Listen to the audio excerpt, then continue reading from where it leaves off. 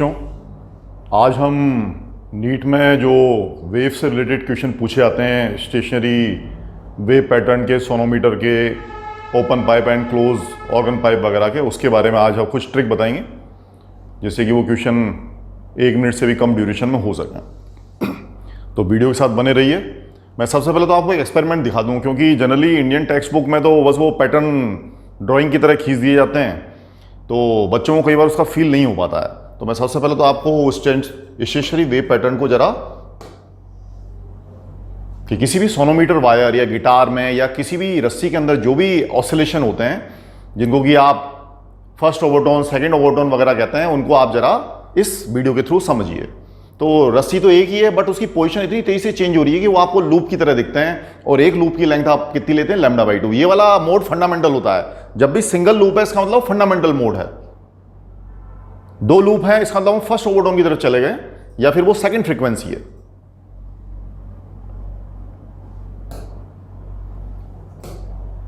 अब मैं बोर्ड की तरफ चलता हूं, और जो कुछ भी वीडियो आपको दिखाया है उससे रिलेटेड न्यूमेरिकल करने के लिए मैं अपने तजुर्बे से आपको क्या बता सकता हूं कि आपको क्या याद रखना है।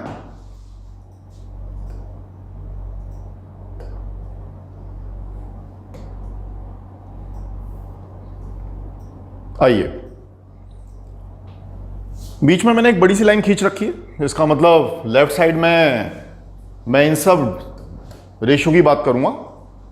रेशियो क्या है सारे? 1:2, 3:3, 4:5, सारे नंबर आप लिख डालें इधर। तो ठीक, लाइन के राइट साइड में मैंने सिर्फ ऑड डिजिट लिखे हैं, यानी ऑड डिजिट का रेशियो लिखा है 1:3:5:7:9। ये वीडियो 11th और 12th स्टूडेंट बच्चों के लिए नहीं है। जो बच्चे नीट में सिर्फ इसको याद रखने की तरह से सीखना चाहते हैं उनके लिए है। मैं किसी चीज़ का डेरिवेशन नहीं बता रहा, तो मैं प्रीअज्यूम कर रहा हूँ कि ज़्यादातर डेरिवेशन वगैरह सब आपको पता है। उनमें से जो फाइनल क्रक्स होता है उसको मैं आपको बता रहा हूँ। तो मैंने इस लाइन के इस तरफ सारे डिजिट के रेशियो लिख रखे हैं, इधर मैंने सिर्फ ऑड डिजिट के रेशियो लिख रखे हैं। और हेडिंग देखिए, हेडिंग यहाँ पर क्या डाली हुई है? वही स्ट्रिंग या सोनोमीटर, मतलब एक रस्सी है, जो भी मैंने आपको बताया भी था उसका पैटर्न यूट्यूब पर। गिटार में भी ये होता है, गिटार में भी एक रस्सी होती है, और वो गिटार पर जो कॉर्ड होती है वो 2 एंड के बीच में बनी होती है। सोनोमीटर तो आपके सिलेबस में है ही सही। तो इसमें जो स्टेशनरी वेव पैटर्न है फंडामेंटल का, वो क्या होता है, क्योंकि दोनों एंड बंधे हुए हैं तो वो क्या बन जाता है, नोड बन जाता है। और 2 नोड के बीच में हमेशा क्या होता है, एंटी नोड होता है। तो ये तीनों पर ये बात लागू है। अब एक लूप बना है फंडामेंटल में, एक लूप बना है, तो एक लूप की लेंथ ऑब्वियसली आप सब जानते हैं कितनी होती है। एक लूप की लेंथ होती है आपकी λ/2। पर मैंने इसी कैटेगरी में ओपन पाइप को भी ले लिया, क्योंकि ओपन पाइप के अंदर ये पैटर्न बनता है किसका, डिस्प्लेसमेंट का, है ना। ये मैंने पैटर्न किसका बनाया, डिस्प्लेसमेंट का। यहां पर भी पैटर्न डिस्प्लेसमेंट के लिए बनाया मैंने। तो ओपन पाइप अपने दोनों एंड पर ओपन होता है, तो वहां पर जो पार्टिकल होते हैं उनको फ्रीडम होती है मूव करने की, इसलिए एंटी नोड दिखाए गए हैं, और बीच में ऑब्वियसली नोड दिखाया गया है। ये आपका एंटी नोड होगा। अब वाई की वजह यदि चेंज इन प्रेशर के टर्म में लिखते तो आप भी जानते हो पैटर्न ये का ही बनता। तो फंडामेंटल तो एटलीस्ट आपको हमेशा याद रहना चाहिए हर चीज का, whether is open pipe, sonometer, string और गिटार। तो फंडामेंटल पैटर्न हम याद रखते हैं, ठीक है जी। फंडामेंटल से ऊपर जाना है, कहां जाना है? अरे भाई, फंडामेंटल को तो आप 1 से दिखा रहे हैं। फंडामेंटल को आप किससे दिखा रहे हैं? 1 से। ये F0 जब भी लिखा हुआ है इसका मतलब ये क्या है, आपका फंडामेंटल है, ठीक है जी। तो फंडामेंटल फ्रीक्वेंसी का रेशियो जिसको कि हमने 1 से दिखाया है, या इधर सिंबॉलिक F0 से दिखा रहे हैं, वो आपका क्या बनेगा, V/12। अरे भाई क्यों बनेगा? आप भी जानते हैं भाई एक लूप की लेंथ कितनी है, λ/2। ओपन पाइप में भी इवन यदि डिस्प्लेसमेंट के लिए हम पैटर्न बना रहे हैं, तो क्या हुआ, आधा लूप ये, आधा लूप ये, तो आधा प्लस आधा कितना हो जाएगा आपको, 1 लूप हो जाएगा। तो इन सभी के अंदर फंडामेंटल के अंदर कुल मिलाकर 1 लूप बन रहा है। चेंज इन प्रेशर में ऑब्वियसली क्या होगा, एंड पर क्या बनेंगे आपके, ये नोड बनेंगे, और बीच में आपका क्या बन जाएगा, एंटी नोड बन जाएगा। तो एक लूप की लेंथ हो गई λ/2। तो फंडामेंटल फ्रीक्वेंसी, सारे पैटर्न फंडामेंटल के, तो फंडामेंटल फ्रीक्वेंसी कैसे लिखेंगे, V/λ, ठीक है जी। फंडामेंटल लिखने जा रहा हूं, और L लेंथ की रस्सी मानी, या L लेंथ का मैंने ओपन पाइप मान लिया, तो लैम्डा की वैल्यू कितनी हो जाएगी, 2 से मल्टीप्लाई हो जाएगा, तो आपका कितना आ जाता है, V/12। याद रखना है, यहां पे मैं तो पहले ही बोल दिया था कि आपको प्रूफ तो मैं किसी चीज का दिखा ही नहीं रहा। तो ये नंबर याद रखें सारे रेशियो, जिसमें जो 1 है वो फंडामेंटल को बता रहा है, और उसका आंसर कितना है, velocity of wave divided by twice of length. Length किसकी, या तो स्ट्रिंग की हो सकती है या ओपन पाइप की लेंथ हो सकती है। ठीक है जी। अब v के फॉर्मूले आप जानते हैं, स्ट्रिंग स्ट्रिंग रस्सी के लिए तो क्या चलता है, टी बाई म्यू, और ओपन पाइप में तो ऑब्वियसली साउंड जा रही होगी, तो साउंड का तो वो डाटा अपने आप कुछ ना कुछ देगा, 336 या 340 जो कुछ भी होगा। तो फंडामेंटल मैंने डिस्कस कर दिया। फंडामेंटल से जस्ट आगे जाते तो ऑब्वियसली दो लूप हो जाते। तो जैसे ही दो लूप हो जाते आपके, तो दो लूप का मतलब समझ रहे हैं आप, ये वाला पैटर्न जो अभी मैंने आपको यूट्यूब वीडियो में भी दिखाया था कि थ्रेड इतना तेजी से मूव करती है अपनी मेन पोजीशन के अबाउट कि ऐसा लगता है कि दो लूप हैं, जबकि एक्चुअल तो आप भी जान रहे हैं कि वो एक वेव है इस तरीके की, बट मेन पोजीशन के बाद पार्टिकल इधर उधर इतनी तेजी से ऑसिलेट कर रहे हैं कि वो दो लूप की तरह दिखने लगते हैं, जो अभी हमने यूट्यूब से देखा।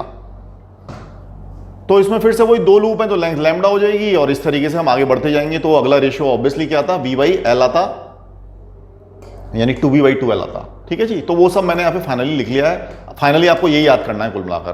तो अगला रेशियो में फंडामेंटल आया v बाई 2l, अगला कितना था 2v बाई 2l, ऐसी नेक्स्ट क्या था 3v बाई 2l। ठीक,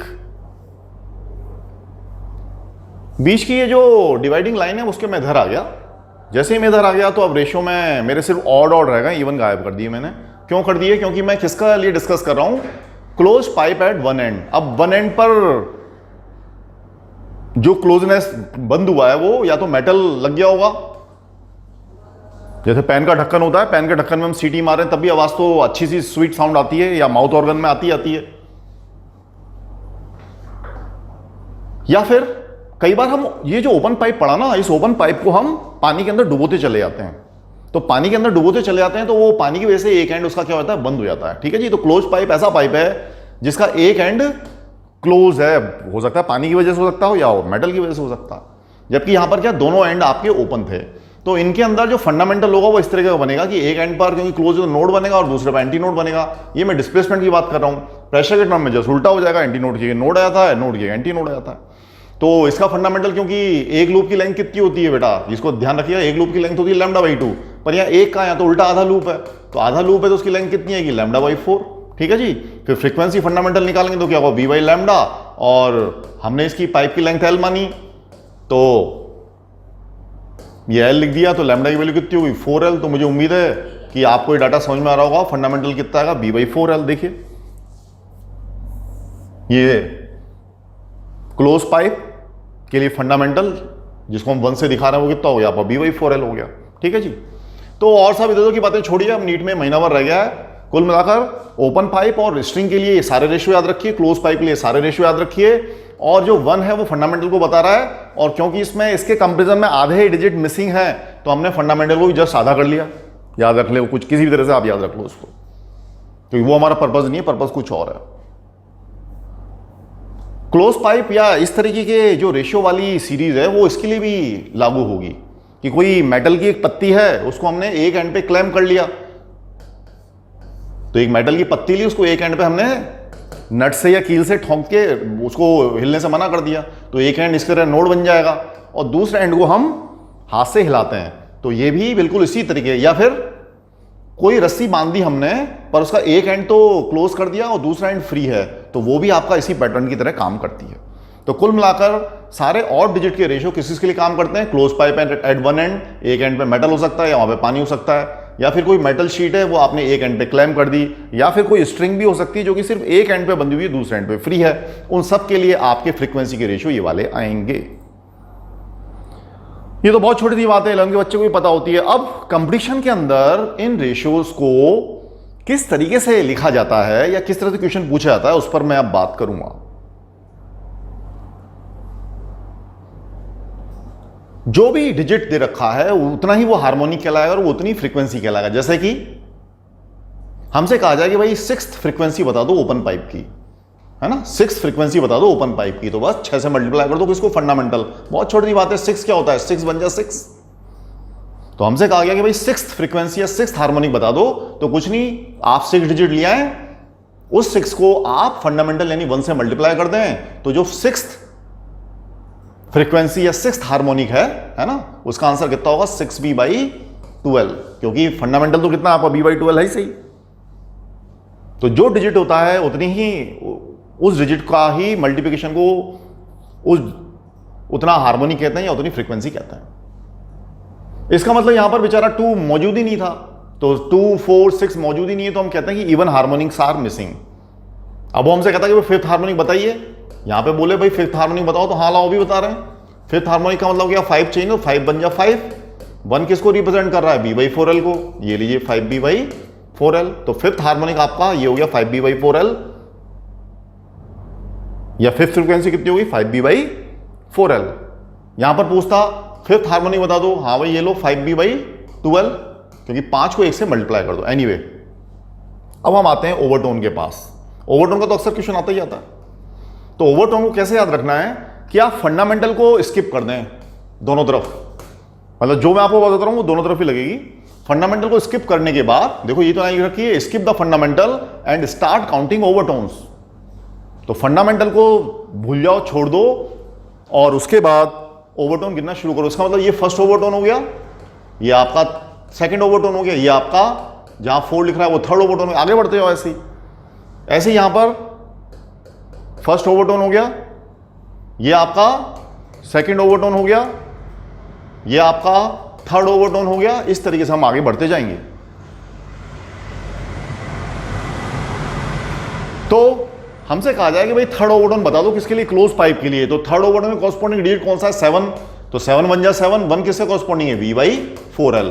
तो ये मेरा हो गया तुम्हारा थर्ड ओवरटोन। इसका थर्ड ओवरटोन पूछ लेता तो फंडामेंटल को छोड़ के ये 2, 3, यानी कि हाँ इसका कितना होता, 4B/12। तो वो अक्सर फंडामेंटल फ्रीक्वेंसी को मल्टीप्लाई करके ओवरटोन तक पहुंच जाएंगे, जैसा भी पूछा होगा। और फिर वो बोलेगा कि भाई एक तरफ का इतना ओवरटोन दूसरी तरफ के उतने ओवरटोन के साथ यूनिजन में है या रेजोनेंस में है, और द हैविंग सेम फ्रीक्वेंसी, तीनों एक ही बात है, यानी दोनों केस में हम फ्रीक्वेंसी को इक्वेट कर देंगे। ठीक है जी, तो इस तरह की कहानी है अपनी। ठीक है, तो न्यूमेरिकल देखेंगे, उससे आगे चलें। पहले तो ऑर्डर ऑफ रेजोनेंस करके भी शब्द आएगा, ऑर्डर ऑफ रेजोनेंस। तो जो डिजिट का प्लेस है वो ही उसका ऑर्डर ऑफ रेजोनेंस कहलाएगा। यानी कि इसको देखते हैं, अब थोड़ा साफ करें बोर्ड को हम।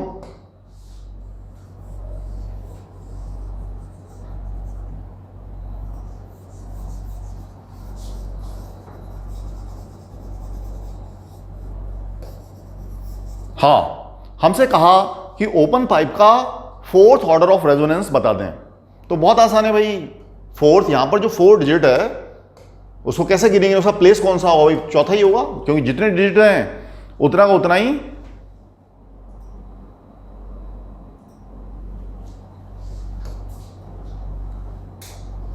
तो जो डिजिट है वो ही उसका प्लेस बन जाएगा। पर यहां पर वो बात नहीं होगी। हमसे कहा जाए इसका फोर्थ रेजोनेंस बताइए। फोर्थ रेजोनेंस क्या होगा, वही डिजिट पे आगे बढ़ेंगे, पहला प्लेस, दूसरा प्लेस, तीसरा प्लेस, चौथा प्लेस। तो ये कहलाएगा फोर्थ ऑर्डर ऑफ रेजोनेंस, या फिर fourth order of natural frequency, या फोर्थ ऑर्डर ऑफ ऑसिलेशन, या फिर फोर्थ पैटर्न ऑफ रेजोनेंस। तो मेरी बात को ध्यान से समझने की कोशिश करें। डिजिट का जो प्लेस होगा उससे हम ऑर्डर ऑफ रेजोनेंस या ऑर्डर ऑफ नेचुरल फ्रीक्वेंसी या ऑर्डर ऑफ ऑसिलेशन या ऑर्डर ऑफ पैटर्न करके निकालेंगे। ठीक है जी, जैसे मैंने आपको क्या बोला, यहां पर फोर्थ ऑर्डर ऑफ रेजोनेंस निकालना पड़ता, तो पहला, दूसरा, तीसरा, चौथा डिजिट के कॉरस्पॉन्डिंग, चौथे प्लेस के कॉरस्पॉन्डिंग कौन है, 7। तो हम क्या करते हैं, 7B/4L इस तरह से लिखते। तो कम से कम ऊपर का तो मैं खुद मान रहा हूं 11 की कैटेगरी का, उसको छोड़िए, आप अब नीचे वाला देखिए। अक्सर IIT और AIEEE के क्वेश्चन में ये ऑर्डर ऑफ रेजोनेंस या ऑर्डर ऑफ नेचुरल ऑसिलेशन करके क्वेश्चन पूछा गया है, तो इस पर जरूर ध्यान दें। पहुंच तो कहीं भी सकते हैं, जैसे देखिए मैंने यहां पर कोशिश करता हूं, ये फंडामेंटल पैटर्न है, तो फंडामेंटल पैटर्न के बाद एक लूप जोड़ दें। हमेशा फंडामेंटल के बाद एक लूप जोड़ा जाएगा, तो ये आपका क्या हो जाएगा, कहने को फर्स्ट ओवरटोन या फिर सेकंड नेचुरल फ्रीक्वेंसी, क्योंकि इसके बाद जस्ट है ना ये सेकंड, वो फंडामेंटल था, उसके बाद अगला पॉसिबिलिटी यही है। तो जैसे जैसे हम आगे प्रोसीड करते हैं एक एक लूप जोड़ते चले जाते हैं। इसके बहुत चौथे ऑर्डर ऑफ रेजोनेंस पे जाते हैं, तो उसमें इसमें फिर 3 लूप जोड़ देते। इस तरीके से हम आगे बढ़े। चलिए अब न्यूमेरिकल पे आते हैं। उम्मीद है आपको जैसे अब याद रह जाए, तो मैं अब इसके कुछ न्यूमेरिकल शुरू करता हूं। आइए क्वेश्चन पढ़ लें। किसी रस्सी के लिए 2 कंसेक्यूटिव फ्रीक्वेंसी दे रखी है। ये तो बहुत ही आसान है, क्योंकि स्ट्रिंग में क्या होता है, सारे रेशियो होते हैं, ये भी हमने देख के आए हैं। और पूछा है आपसे लोएस्ट रेजोनेंट फ्रीक्वेंसी, या ऑब्वियसली फंडामेंटल की बात कर रहा है, यानी 1 के कॉरस्पॉन्डिंग जो आपने निकाला था। तो लोएस्ट फ्रीक्वेंसी कौन होगी इस पूरे ऑर्डर में? ऑब्वियसली ये 1 के कॉरस्पॉन्डिंग होगी। या वो इनडायरेक्टली आपसे फंडामेंटल फ्रीक्वेंसी पूछ रहा है। अरे भाई, तो कहीं भी 4 में से 3 घटाएंगे तब भी आंसर तो एक ही आएगा ना। आगे भी कुछ भी लिख देते 6 7, जो भी 7 में से 6 घटाओगे तब भी आंसर एक आएगा। यानी कोई भी 2 कंसेक्यूटिव फ्रीक्वेंसी को आपस में माइनस कर देंगे तो आंसर फंडामेंटल फ्रीक्वेंसी आ जाएगा आपका, या लोएस्ट फ्रीक्वेंसी आ जाएगा। फंडामेंटली लोएस्ट होगी ना, क्योंकि बची हुई सारी फ्रीक्वेंसी तो उसका मल्टीपल है। तो इसमें कुछ करना नहीं है, बस 420 माइनस 315 और वह आपका आंसर आ जाएगा 105। इस तरीके से। तो स्ट्रिंग में तो बस 2 कंसेक्यूटिव जो दे रखी है उनमें बड़ी में से छोटी को माइनस कर दो, ठीक है। और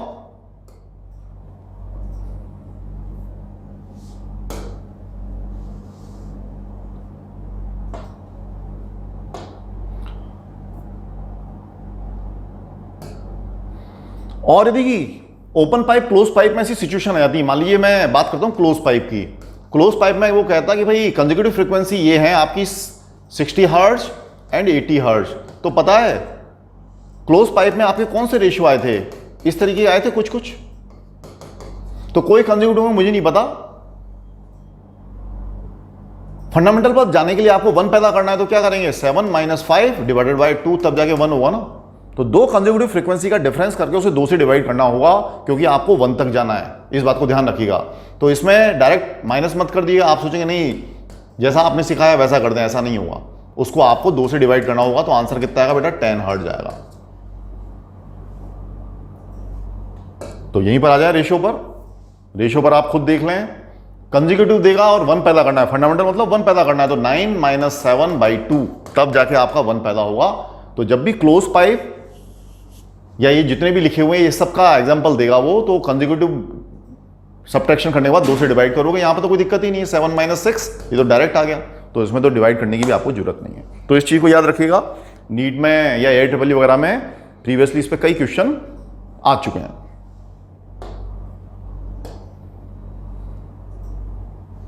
अगला देखिए भाई, 2 फ्रीक्वेंसी इक्वेट हुई हैं, या they are in unison. Unison word भी आता है अक्सर, मेरा देखा हुआ है। या they are in resonance. Resonance का भी मतलब ये होता है they are in same frequency. एक क्लोज पाइप है और दूसरा ओपन पाइप है, ठीक है जी। तो सबसे पहले तो हम क्लोज पाइप के लिए जानते हैं फंडामेंटल फॉर्मूला याद करना है, मैंने आपको पहले बता दिया। उसमें क्लोज पाइप की लेंथ कितनी डाल दी? 20 डाल दी, तो 24 जा 80 हो गया, ठीक। उसको छोड़ दें। ऑर्गन पाइप का सेकंड ओवरटोन भूल भी गए तो भाई मेरे को तो गिनती याद है सारी की सारी। फंडामेंटल को छोड़ दूंगा, ये फर्स्ट ओवरटोन, ये मेरा सेकंड ओवरटोन। तो सेकंड ओवरटोन ही तो पूछ रहा है वो, यानी 3 का फैक्टर आएगा। तो 3 का factor multiplied by open pipe का फंडामेंटल किसके बराबर होता है? B/12 के बराबर। तो 3B/12 कर दिया, है ना। ये अपना अब second overtone of open organ pipe हो चुका है। बस यहां पर लगे रख दिया 3B आपका, ये लिख दिया इसको मैंने 12 के बराबर। V से V कट जाएगा, ठीक है जी। V से V कटने के बाद आप इसको देख लें, 1/80 = 3/12। 2 से 40 बार कटेगा और L की वैल्यू कितनी आ जाएगी? 120। ये देखिए, तो बहुत आसान है। यदि आपको वो डिजिट के रेशियो प्रॉपर्ली पता होंगे ओपन पाइप क्लोज पाइप के लिए, तो उसके बाद ये हंसी खुशी का खेल है, और ये मुश्किल से 20-30 सेकंड के अंदर किया जा सकता है। और वेव वाले सेक्शन में से हमेशा इसमें क्वेश्चन आता ही आता है। तो मैं तो बस आपको याद रखने का तरीका बता रहा हूं। और वर्ड आएंगे या तो इक्वल फ्रीक्वेंसी, नहीं तो यूनिजन, अदरवाइज रेजोनेंस। हाँ, इसमें देखिए फिर से क्लोज पाइप है और वो कह रहा है पॉसिबल नेचुरल ऑसिलेशन। तो वो तो मैं आपको पहले बता चुका, ये फंडामेंटल होता है। अगला क्या हो जाएगा? इसमें एक लूप जोड़ दो। फिर अगला क्या हो जाएगा? इसमें एक और लूप जोड़ दो। अगला क्या हो जाएगा? एक और लूप जोड़ दो, ठीक है। इस तरीके से पैटर्न बढ़ते चले जाएंगे। अब क्योंकि क्लोज पाइप है तो आप भी जानते हैं क्लोज पाइप में ये और डिजिट होंगे, तो देखें कहां तक जाती है बात, ठीक है जी। तो सारे 15-17 जहां तक वो देखते हैं। बट सबसे पहले फंडामेंटल निकालने 1 के कॉरस्पॉन्डिंग। तो फंडामेंटल क्या थी? V/4L, ठीक है जी। वेलोसिटी ऑफ साउंड दे रखी है 340, ये लिख दिया हमने 340, V की जगह 340 लिख दिया। और 4 ये वाला फैक्टर और 85 सेंटीमीटर है तो 85 और 100 ऊपर ले गए, सबको काट देंगे तो फंडामेंटल फ्रीक्वेंसी यानी 1 के कॉरस्पॉन्डिंग आपकी कितनी आ रही है 100 हर्ट्ज। तो फंडामेंटल हो गया हमारा 100 हर्ट्ज। अब आप भी समझदार हो, यानी 100 हर्ट्ज इस नेचुरल ऑसिलेशन के रेस्पेक्ट में आया। आगे क्या आएगा, ऑब्वियसली 300 आएगा। क्यों? क्योंकि ये रेशियो ऐसा बोलता है। तो 1:3:5 ये 500 हो जाएगा, है ना, क्योंकि 5 बन जा 5 होता है। 1 के कॉरस्पॉन्डिंग कितना है 100 हर्ट्ज है।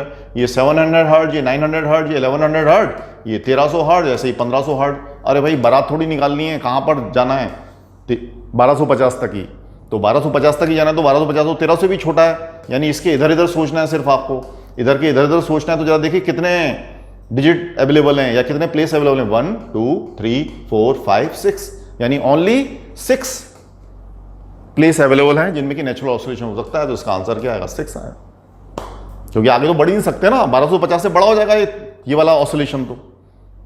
तो यानी ये सच होगा, ये ठीक है, ये प्रोसीड हो जाएगा, ये हो जाएगा। अगले में क्या होगा, 2 के बजाय 3 लूप करते हैं और उसके बाद अगले में क्या होगा 1 2 3 और एक और लूप लगा दें, बस इतने ऑसिलेशन आपके पॉसिबल होंगे। अब एक ओपन पाइप है, ठीक है जी, उसके लिए पूछा है कि उसका कौन सा स्टेटमेंट सच नहीं है, नॉट ट्रू। ठीक, तो ओपन पाइप के लिए सारे के सारे हार्मोनिक जनरेट होते हैं। हाँ भाई होते हैं, 1:3:4 सारे होते हैं, देख के आए तो ये गलत तो सही है ना, ये कह रहा है सही कौन सा नहीं है।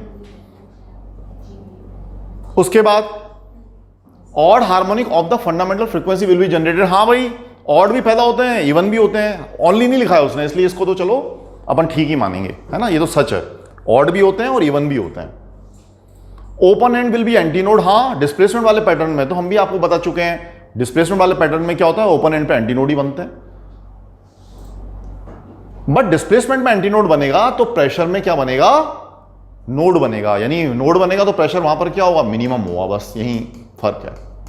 तो ये स्टेटमेंट आपका गलत है और वो तुमसे गलत ही पूछ रहा है, नॉट ट्रू का मतलब क्या, फॉल्स वाला पूछ रहा है, तो ये वाला सिलेक्शन किया जाएगा। ये आपका नीट 2013 में आया है।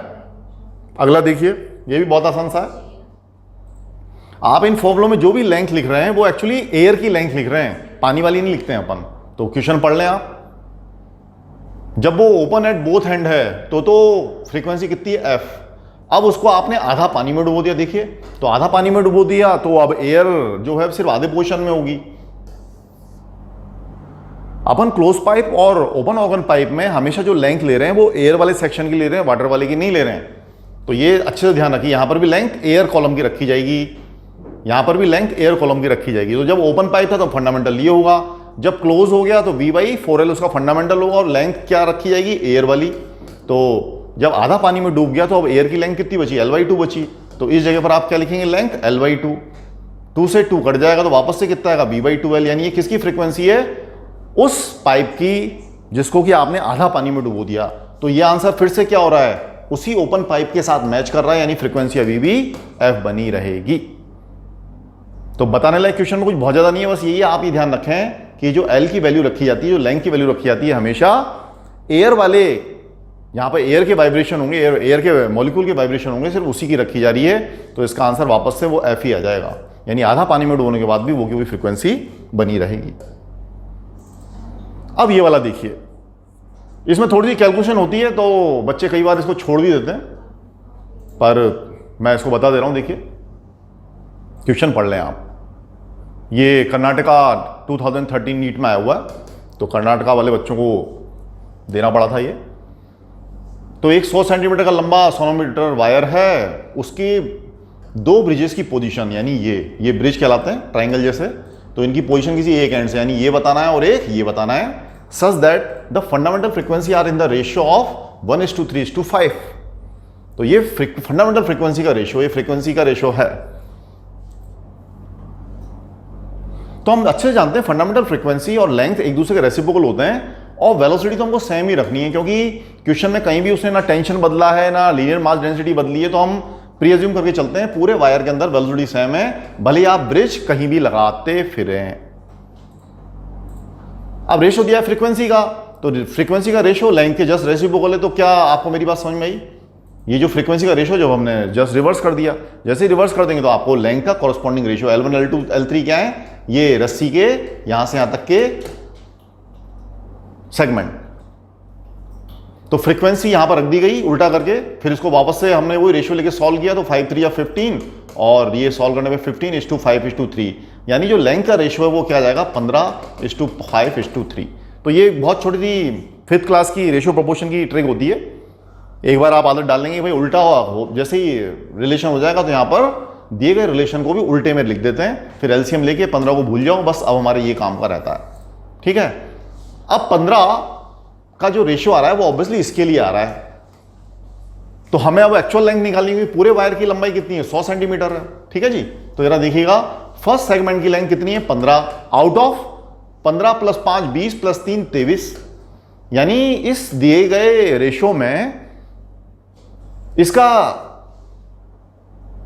कंट्रीब्यूशन कितना है 15 और टोटल कितना है 23, बट एक्चुअल लेंथ कितनी है वायर की 100 सेंटीमीटर है, तो 100 से मल्टीप्लाई कर दो, तो ये आ गया आपका L1 की वैल्यू कितनी आ गई 1500/23।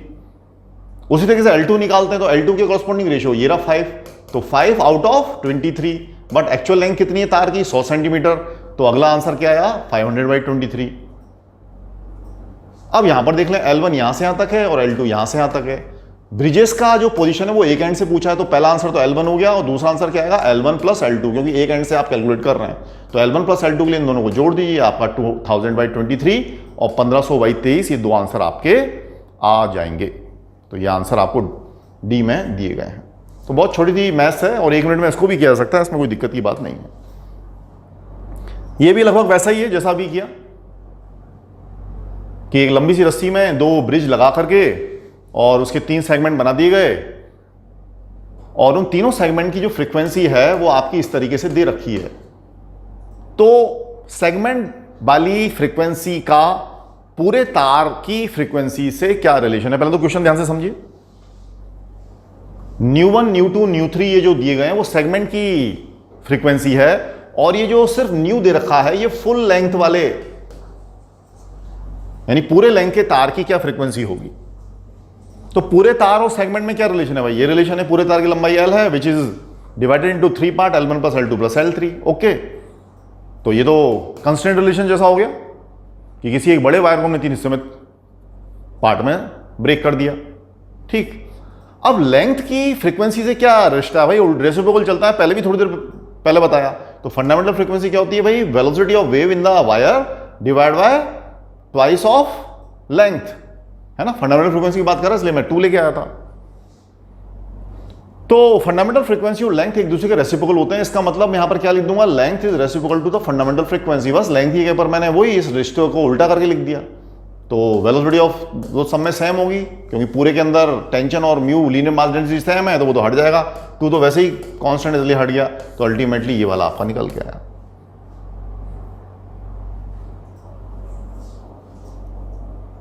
तो एक तरह से पैरेलल में जोड़ दिया आपने फ्रीक्वेंसी को, जैसे रेजिस्टेंस को पैरेलल में जोड़ते हैं ना, तो उसी तरह से थोड़ा सा याद रख लेना कि जब भी इंडिविजुअल सेगमेंट की फ्रीक्वेंसी देखिए, पूरे वायर की फ्रीक्वेंसी पूछे तो आप रेजिस्टेंस इन पैरेलल की तरह जोड़ लेना। ऐसे ही याद रखने की ट्रिक है, क्योंकि आईटी में आ चुका है, नीट वीट में 2012 में और भी आता रहता है क्वेश्चन। ये तो भी हो चुका। हाँ, अब ये लास्ट क्वेश्चन देख लें जो 97 में भी आया था, इसको एक बार आप पढ़ लीजिए।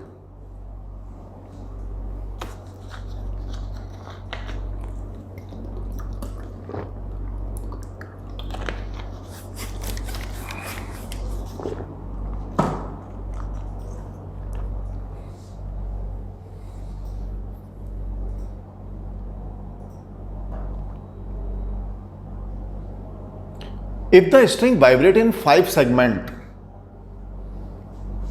तो कोई लंबी सी रस्सी है तो वो 5 सेगमेंट में आपके वाइब्रेशन कर रही है, यानी इसमें 5 लूप होंगे, जैसा कि अभी मैंने आपको वीडियो में बताया था, फिर दोबारा भी वीडियो बताता हूं। तो एक लूप की लंबाई कितनी होती है λ/2, तो 5 लूप की लंबाई कितनी हो जाएगी 5 λ/2। अब ये 5 λ/2 किसके बराबर हैं, सारे के सारे लूप अल्टीमेटली उस वायर के अंदर ही तो एग्जिस्ट कर रहे हैं, किसमें, इसमें। ये तो क्वेश्चन नंबर है। तो 5 सेगमेंट है, मतलब 5 लूप है, हर लूप की लंबाई λ/2 हो गई। ये पूरी लेंथ मिला के कितनी हो गई 10 मीटर हो गई, इसको काट लें जो कट जाएगा, तो एक लैम्डा की वैल्यू कितनी आ गई आपकी 4 मीटर।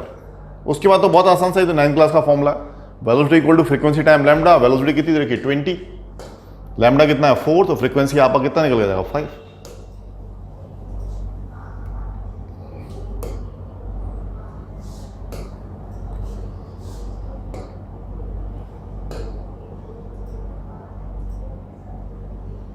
तो हमने यहीं से वीडियो की शुरुआत की थी और अब यहीं पर हम इसको खत्म कर रहे हैं। तो आपने देखा कि दिखाई गई स्ट्रिंग को जब हम घुमाते हैं और अलग अलग फ्रीक्वेंसी जब उसको देते हैं तो देखिए किस तरीके से लूप, रस्सी एक ही है पर आंखों को ऐसा भ्रम होता है कि वो ये देखिए दोनों तरफ एग्जिस्ट कर रहे हैं, क्योंकि इतना फास्ट वाइब्रेशन होता है कि रस्सी लगता है दोनों तरफ बैठी हुई है, बस एक्चुअली तो रस्सी तो एक ही है। तो दोनों एक्सट्रीम के बीच में वो घूमती रहती है, इस तरह से लूप आपके बनते रहते हैं।